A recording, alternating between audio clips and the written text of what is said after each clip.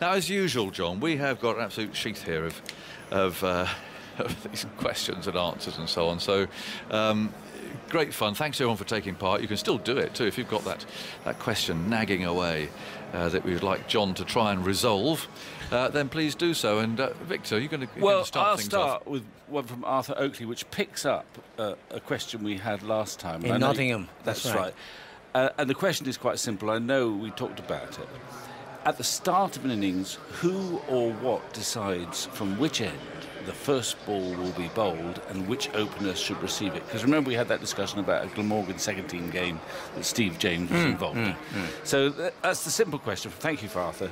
At the start of an innings, who or what decides from which end the first ball will be bowled and which opener should receive it? The batsman between them will decide who's going to face. Right. But the decision as to which end the bowling starts from is solely the prerogative of the fielding captain.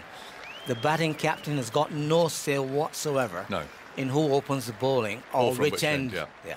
So what happened in that case then, where the fielding captain kept changing his mind? Ultimately, if with there not being a decision, you're wasting time. So there'll be a warning for time wasting, and possibly an award for penalty runs for time wasting. But if it still persists and you don't start, then you get a situation where it can be construed as a refusal to play by the batting side, which means that you'll be forfeiting the game to the fielding side. Right. That takes care of that, I think. Right. I've got one here from Mike Robinson. He says, hello, team. It's actually quite a good question, this. I mean, they're all good questions, but this one caught my eye. If a batsman has a runner and drops one to, say, silly mid-on, so they've got a runner, batsman, is the batsman obliged to unobstruct the stumps as the non-striker steals a quick single? So the batsman's batting, he plays on to mid-on, his runner sets off, who's out at square leg, non-striker comes down here, silly mid-on should, in normal circumstances, therefore have a freed up set of stumps to throw the ball at, but the batsman's still standing there because his fella's doing the running. Does he have to get out of the way? No, he doesn't. He can just stand where he is. As long as he doesn't move to get into the line of the ball between the thrower and the field and the wicket, it's no problem. So he can stand still. He can stand still, even absolutely. though he will be providing an obstruction. That's just one of these things. That's a really good question, actually, and something I've never considered before. Of course, we don't get runners anymore in international cricket. He hasn't moved deliberately. He's just played a ball and stood still. Minding his own business, that's absolutely it. OK, good question. Thank you, Mike from Cheshire. I've got one from Ed Barnett, and I'm sure this has happened once or twice, about fielding on the boundary. A fielder attempts to stop a four, but in doing so, he accidentally pushes the boundary rope out a few inches. Shortly afterwards, the fielder takes a good catch just inside that boundary, but if the boundary rope had not been moved by that very same fielder a little earlier on, he would in fact have been just outside the boundary. So he says, Ed, I assume the catch is allowed, though it's not really fair in the true spirit of cricket, he asks. Well, ideally, if the boundary rope has been moved before you restart, you should make sure, the umpire should make sure the rope is replaced. Okay. Because if that happens, if that's done, then there's not a problem. But if it has happened, just carry on. You just have with a new boundary. That's right. Slightly that's right. Yeah. Okay. Thank you. Oliver Lake, I think we know the answer to this one, but it's worth asking. Anyway, if there are 3 helmets on the floor behind the keeper, the ball hits the first helmet, bounces up, hits the second helmet, and then the third. Is it 15 runs? He asks, possibly optimistically. No. As soon as it hits the first helmet, the ball is dead. Correct. Automatically. OK, we're quick fire today, isn't it? For the moment. Steve Hopwood. A batsman is on 99. He hits a delivery, runs a quick single. A fielder picks up and throws. The batsman beats the fielder's throw, makes his ground, but he leaps into the air then with joy. So he's got nothing touching the ground. Ball hits the stumps while the batsman is in the air with nothing grounded. Is he out? He's made his ground. Okay. He's actually made good his ground. So and then he can celebrate. Once he's made his ground, he can Yeah. Of course, there was that weird one, wasn't it, with when New Zealand were playing Sri Lanka, where a batsman scored 100, maybe Sangakkara, they kind of completed a run. Oh, and it then was- Murley rushed down to come and sort of embrace Sangakkara out of his ground. The question there is, when is the ball dead? Yeah. Because and He was given out there, wasn't he? and rightly so, probably, because it is up to the batsman before you leave your ground. While the ball is live, which Yeah, it yeah. was then, Yeah, yeah. it's up to the batsman to make sure that the fielders have got no intention of looking to get a wicket before you leave your ground again. So Murley, as I understood, made his ground and immediately walked back out To go without and- checking that field decided wasn't going to looking to get a wicket. To congratulate Sangakkara. Adam was saying that, I mean, McCullum, I think, was captaining New Zealand, and almost saying that Yeah. he regretted Yeah. having that Yeah. dismissal Yeah. later on, Yeah. and made him rethink his view of the game. But technically, it was within his rights for the fielding captain to appeal. Because, as I said, before you leave your ground, you have an obligation to make sure that the ball is dead. Okay. Thank you. The applause, by the way, was for the Yorkshire women under 13s who are doing a lap of honour, having won their tournament. So well done them. That was what you may have heard a lot of clapping and applause in the background. So they've finished that now, and we can move on to Luke Wilmot from Cook Collegians Cricket Club in Belfast. Picture the scene. Always like one to start with that. Because actually you do then start to picture the scene, don't you? It's the World Cup final. England against Australia. Australia, with the last two batsmen at the crease, need 2 to win off the last ball. Ben Stokes bowls it down the leg side. The keeper gathers cleanly. The umpire calls wide. Scores are now level with a ball to come. However, the England fielders swear blind that the ball has flicked the batsman's pocket on its way through, so therefore it should have been a dot ball, and England win the World Cup by 1 run. Furthermore, England have their review left. Can they review the wide call made by the umpire? If not, they appeal for LBW. It's clearly not out, but the TV replay clearly shows the ball flicking the batsman's pocket. It's the third umpire's duty to relay this to the on-field umpires, and the wide decision overturned to a dot ball, and England win. It's very cunning, but my understanding is, John, that you can't review a wide if you're a fielding side. So right. therefore you would, I mean, that actually second part of reviewing for a leg before wicket, actually, under those circumstances, could, I think, bring about the outcome that he suggests, couldn't it? Because they appeal for leg before wicket, it gets reviewed, it's pretty obvious by the technology that it's flicked the pad or the trousers or whatever it may be. So can you overturn a wide call, I wonder? Because of the review system. It all depends on what the ICC playing regulations. It depends on ICC playing regulations. Yeah. I'd like to know how long it's taken Luke to dream this one up, because it's a very good. I mean, I think he's nailed it down, I think, yes. And inevitably, that'll happen at some stage, at a crucial stage of a game. So I don't know what the ICC playing regulations regarding to DRS and reviews but it's allow. It's quite a fertile question. It's very fertile. Yeah. Because to have the wit to say, no, you can't have a review for a wide. I'm not reviewing the wides. No. I'm reviewing the LBW. But imagine what the umpire would do under those circumstances, because normally they either cross their hands and make the decision, don't they? There's no sort of means of signalling that he's overturning his wide decision, is there? Because you overturn umpires' decisions about batsmen being out or not. Well, what the TV umpire would probably say, I would imagine the TV umpire would say, is that the LBW is not out, but the ball has actually flicked the pocket. So what do you do? It shouldn't be a wide. Because he then crosses his arms and say not out, or he would say not out, but he's actually got to make some sort of signal so the crowd knows and everyone knows that actually England have won the match in that situation because he's overturned his wide. Well, I would imagine you've got to contact ICC, the technical people, and get it ruling. Let's wait till there's 45,000 people in the ground wondering what's happening. Well, much more important, England are going to win a World Cup for once. And I've got a train to catch. I think we wait till it happens, Luke. But Okay. that's Good question. There are lots of anomalies. To be fair, there are lots of anomalies thrown up by the review system that until they happen, really, you can't forecast. But that's another loophole. An excellent question. It is. Yeah. I've got one. I've got two actually here from Greg Arund. Bowlers usually deliver the ball, he says, from near the popping crease, from 20 yards roughly, don't they? And I actually played with a guy in Somerset years ago, Roy Kerslake, who bowled off spin. But I remember he used to have a 24-yard ball. I.e. he didn't even get his front leg up to the popping crease, but he bowled, from more or less where the umpire's standing or a bit further back. Yeah.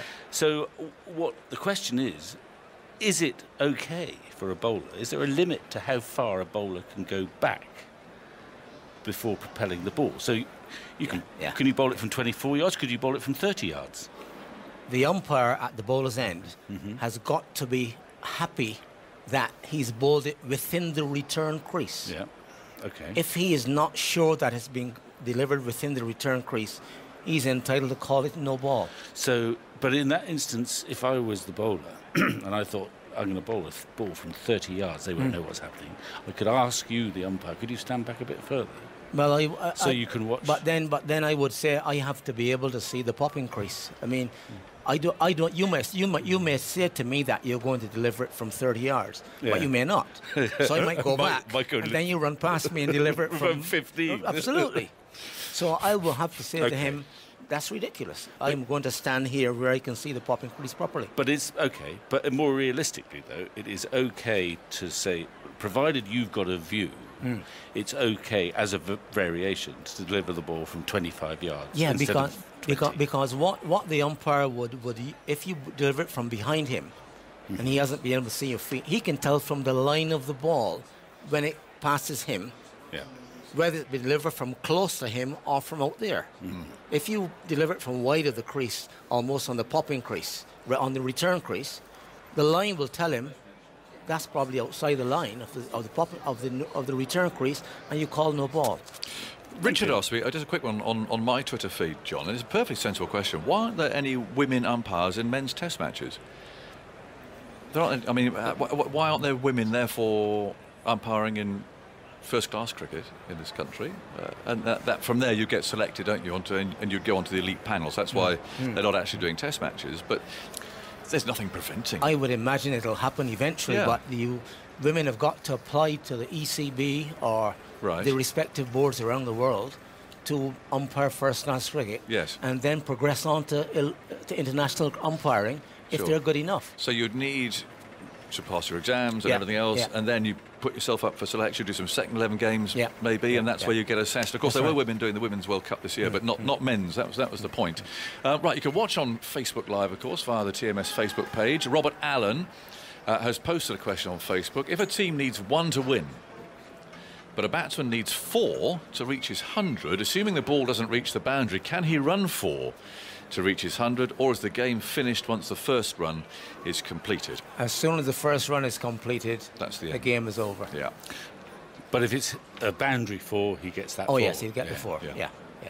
Okay, I got one sort of about noises off. In fact, 2. One from Toby Wood, and I think I'll read out the one also from Richard Beckett. A friend of mine, Stuart Hill, was batting for Brockley Cricket Club a couple of weeks ago in the East Anglia Premier League. As the bowler was about to deliver the ball, the square leg umpire sneezed, which put Stuart off, and he was promptly bowled. The opposition did not hear the sneeze, but the umpire admitted to it, and also that it would most likely have put the batsman off.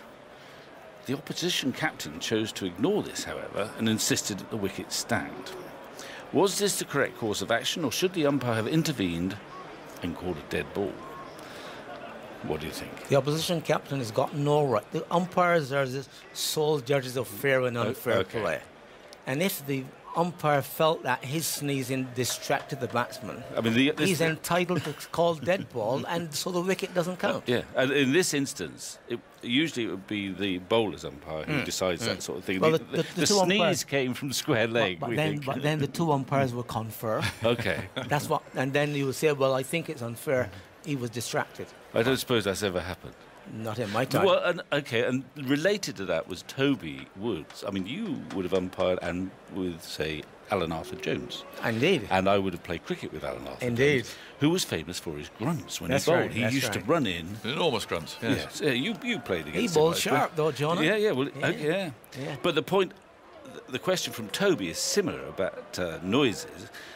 But what about, well, it says Maria Sharapova-like grunts in the delivery stride that could be construed as putting off the opposition. Could you intervene there? Kemar Roach does it as well. Does he? He grunts as Does well he when grunt? he Yeah. bowls. So have you ever been in a situation where the batsman, hang on, he's putting me off with these grunts? No, never. Not in any standard of cricket from the time I was a youngster. But if it was a huge grunt, do you not think you could, as an umpire, say, look, I'm sorry, you can't grunt like that? Ray Illingworth, who might be here today, Yes. had an excuse every time he was dismissed. Yeah. And he was bowled by said A.A. Jones at Yes. Grace Road, stormed into the dressing room, threw his bat in the air. I thought umpire called no ball.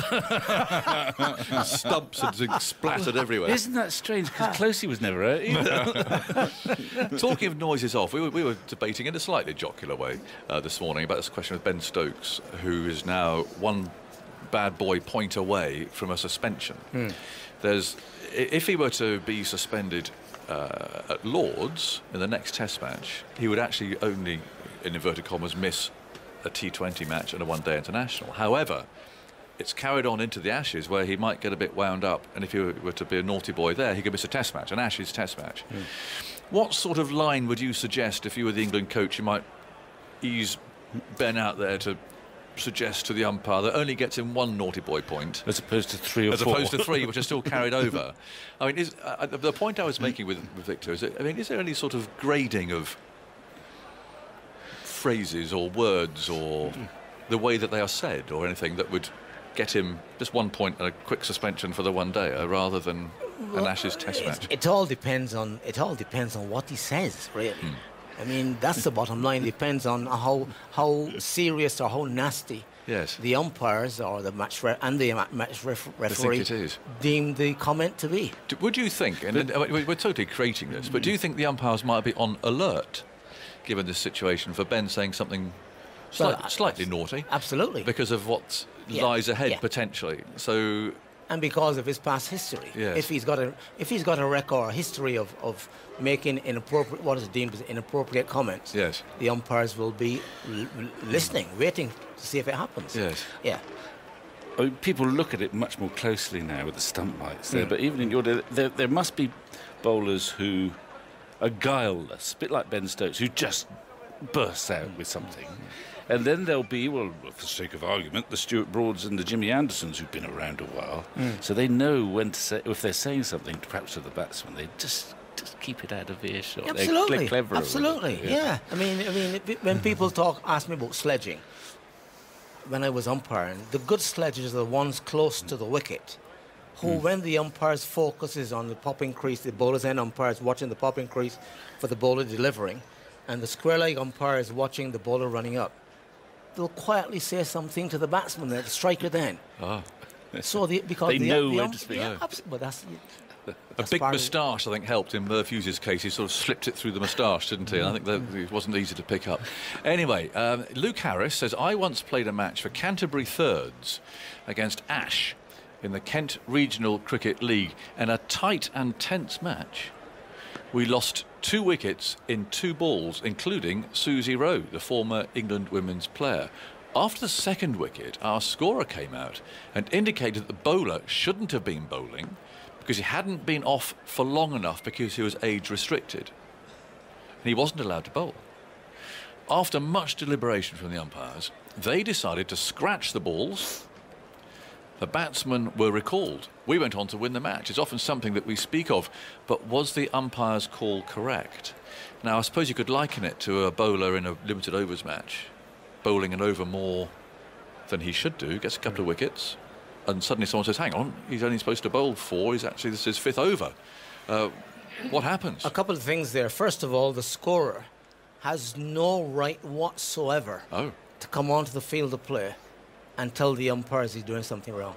The umpires run the game, not the scorers. Okay. So the scorer is completely out of order. So you'd have seen the scorer off? Absolutely. Get back to your box. He's got no right to do that. Right. Whatever decision you make, that stands. Now, talking about a bowler bowling in a restricted overs game, bowling an extra over, if it's happened, it happens. It's like a bowler bowling a 7-ball over. You bowl 7-ball. You don't. If you realise that you bowled a 7-ball over, you don't scratch to whatever happened on the 7th ball. Whatever's happened stands. Right. So if a bowler bowls a couple of balls extra, more than he should, just happens. So be it. Yeah. Okay. Well, there you go. So the fact that the umpire's decision was wrong in that case. Yeah. You shouldn't have won the match, Luke. Okay. Well, I've got one from Andrew Brearley, but I don't think he's related. But it's to do with the Lord's Test match. We've got Lord's Test match coming up next week.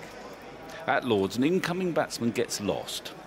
He goes down that extra flight of stairs, which is what David Steele, I think, did on his Test debut. That's right.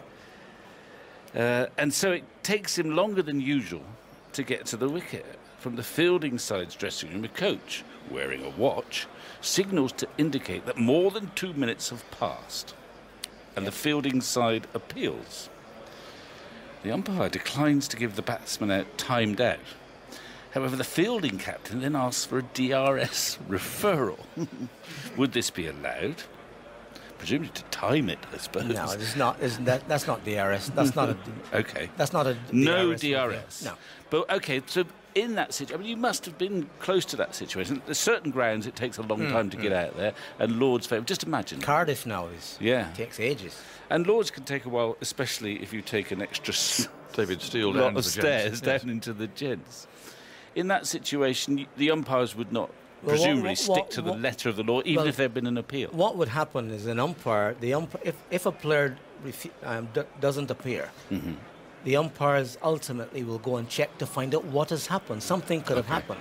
Yeah. So then it's a matter of just using your discretion. So if the Aussies appeal back in 1970, whatever it was, with David Steele, strictly speaking, the umpires could have given him But he out. could have said to Steele, where have you been? Well, and he would say, sorry, sir, I got lost. Is that a good enough excuse, do you think? Not really. Andrew Kennedy, I think, playing minor counties cricket, I think he was caught short. Oh. He was next in, and he was caught short, and he was actually sitting on the throne, and he was timed out. You're in. Absolutely. And he was timed out, was he? He was timed out. Yeah, timed out. What a way to go. Steve Cunningham on Facebook. A batsman hits the ball back to the bowler on the full. The bowler deflects the ball onto the stumps at the non-striker's end and claims a fair catch on the rebound because the ball hasn't touched the ground. The non-striker is out of his ground when the wicket is broken. Which batsman is out?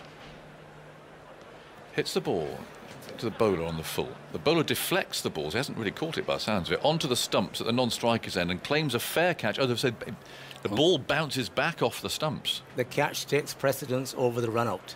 Right. Even though the stumps were broken The first. striker is caught. It seems an unlikely scenario, That's but, right. but That's right. Should it ever happen, the catch takes goes precedence first. over. Yeah. Thank you. I've got one here from Ian Webber from sunny Torbay. It's the second bit I like the best. I may have asked you this before, but I'm still campaigning. I'm trying to get, as he says, justice for the spinner. Bowling me off breaks to a left-hander, probably, spinning the ball viciously. So what happens is the batsman, he's left-handed, charges a long way down. The ball turns sharply, as ever, John, you remember. The batsman's down the pitch, he falls over, the ball turns so sharply it goes to first slip, which often happens, actually, when it really does turn quite a long way. The batsman's way out of his ground. The first slip just tosses it back to the keeper, who removes the bails. Batsman out of his ground. This has been a bleat for me a while. It must have happened to me once, perhaps. Is that man stumped, therefore a victim for the bowler? or is he run out? Because the ball has come off a field before going to the keeper, he's run out. There's no justice there, No, is there? bad luck, Victor. That's no good. Now, here's one that could have occurred on Wednesday, John, because during that match, Greg James, the Radio 1, in fact, man of the match, wasn't he? He actually dropped a catch while he was on the phone. He was actually broadcasting to Radio 1 to millions of people at that particular time. If he had held the catch but the ball had hit the phone first, is it out? And we remember Brian Lara, don't we, fielding in the slips for Warwickshire. There's a bizarre photograph of Brian in a first-class match actually on the phone. I mean, what do you reckon? Well, the ball hasn't hit the ground, has it? Hasn't hit the ground. Hasn't hit the ground. But it's hit his phone, though. But you could say, I suppose, that the phone is part of his equipment. Oh, could you? You think you'd go that way rather than it being like a helmet, for instance? Yeah. Well, a helmet... That's changing too, isn't it, helmets, by the way? Yeah, helmet is given special treatment according to the laws. Well, when the laws were sort of drafted, I don't suppose there were many mobile phones, but it's time, since we're at Yorkshire, remember the old occasion where old Alan Lamb gave Dickie Bird the phone. Yeah, in this case, with the ball having hit the phone, I think it's unfair on the batsman to be given out where a field is taking a phone onto the field. Yes. And the ball hits the phone, he can still be caught. Yeah. Dead ball. He was keeping wicket at the time too, I think, wasn't he? I think it all went horribly wrong with Greg. But anyway, we've had all sorts of interruptions. Talking about this slot, John, we've had the balls hitting just about everything: cows, dogs, moles, beards, linked beards. Yeah, we've had a network of webbed beards. That's right. There's a new one. There's a new menace. We had one here. We had one here on the first couple of days. Glyn Berrington reports drones at Headingley Cricket Club for the Black Country T20 last week. Batsman hits drone, ball then caught, out or dead ball. Dead ball. Dead ball. Dead ball.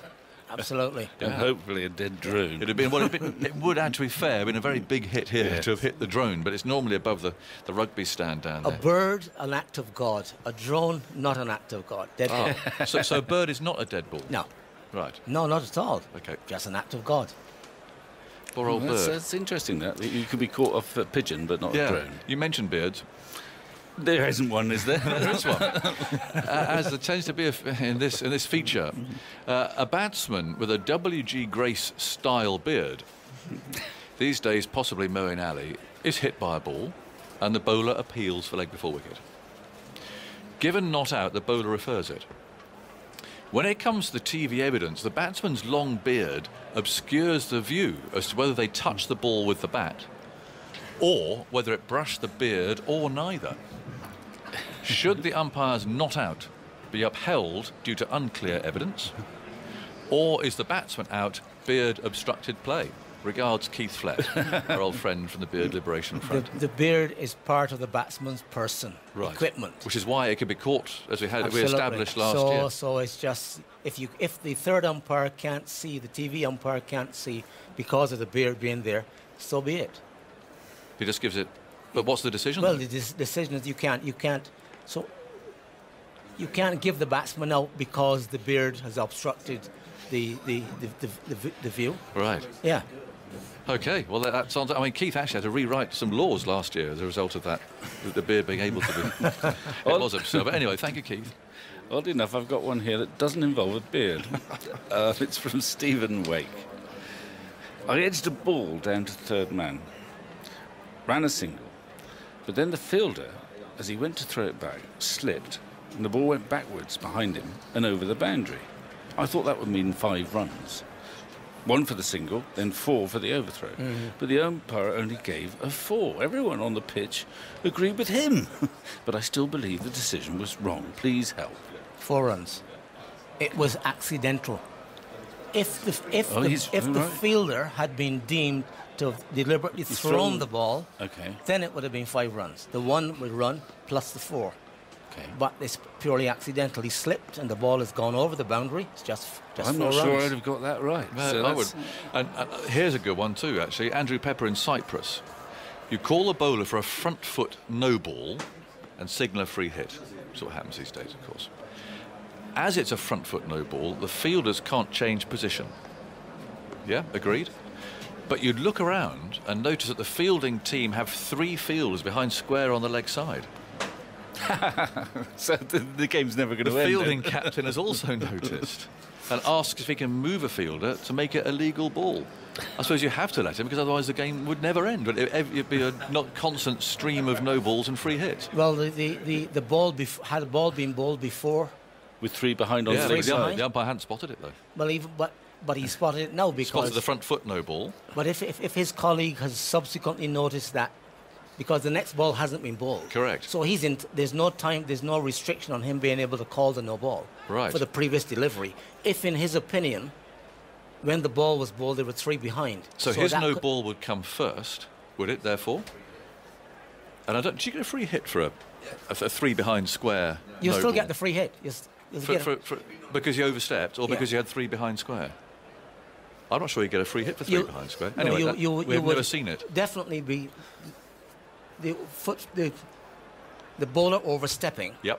Would Free come hit. first. That So it's free comes hit. first. So you've got your man. So you still got your 3 behind square on the leg side then, but you're not allowed to move the field. Well, Or would common sense prevail? Common sense would prevail in that, because otherwise the next ball will be a no ball. Exactly. Deliberately. And we'll be out there until it gets dark. And it's Yes.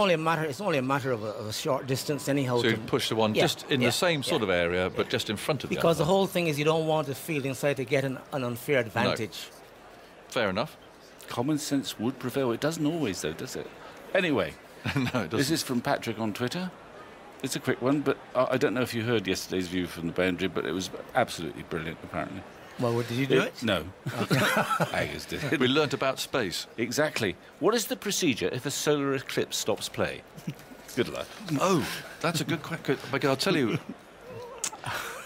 he messaged. No, was it on email? It was an email, wasn't it, today? Because dear old Chris did look up He was from the sky at night. when the next ones are going to be. The next plausible total eclipse with cricket, it's going to be the 25th of November, 2030, Sounds when like it crosses South Africa and Western Australia. There's one in Australia a bit before that, but that's midwinter. So the next one that could happen is 2030 in South Africa. So there might be a test match on there in Durban.